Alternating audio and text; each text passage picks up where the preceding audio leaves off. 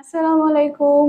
আদাব, সবাই ভালো আছেন আশা করি। আজকে আমরা দেখব কিভাবে ডট জয়েন্ট করে একটি মোমবাতি আঁকতে হয়। আপনারা অবশ্যই এটা খেয়াল করবেন, এটা অবশ্যই আপনাদের পরীক্ষায় আছে এবং ডট জয়েন্ট করে আঁকাটা পরীক্ষায় আসবে অবশ্যই। এজন্য আমরা দেখব প্রথমে আমরা এভাবে আপনাদের খাতায়, পরীক্ষার খাতায় ডট দেওয়া থাকবে।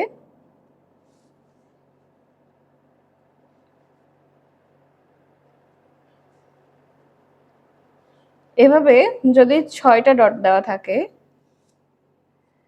১, ২, ৩, ৪, ৫, ৬টা ডট দেওয়া থাকবে।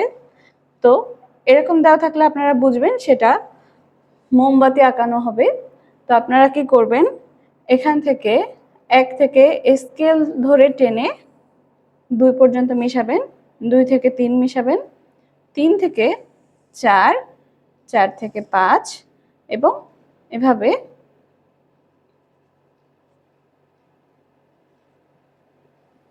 ৫ থেকে ৬ পর্যন্ত মিশাবেন। এরপর দেখবেন এটুকু মেশানোর পরে কি হয়, ছবিটা তো কমপ্লিট হয় না। ছবিটা কমপ্লিট করার জন্য আমরা কি করব, ১ আর ৬ এবং ২ আর ৫টাও যোগ করে দিব।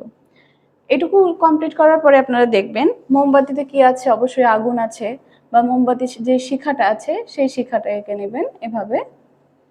তো হয়ে গেল আপনার মোমবাতি ড্রয়িং ডট জয়েন্ট করে। তারপর আপনার যে কোনো কালার আপনার ইচ্ছা মতো দিয়ে আপনার কাজটা কমপ্লিট করবেন। আজকের ক্লাস এই পর্যন্তই। আল্লাহ হাফেজ।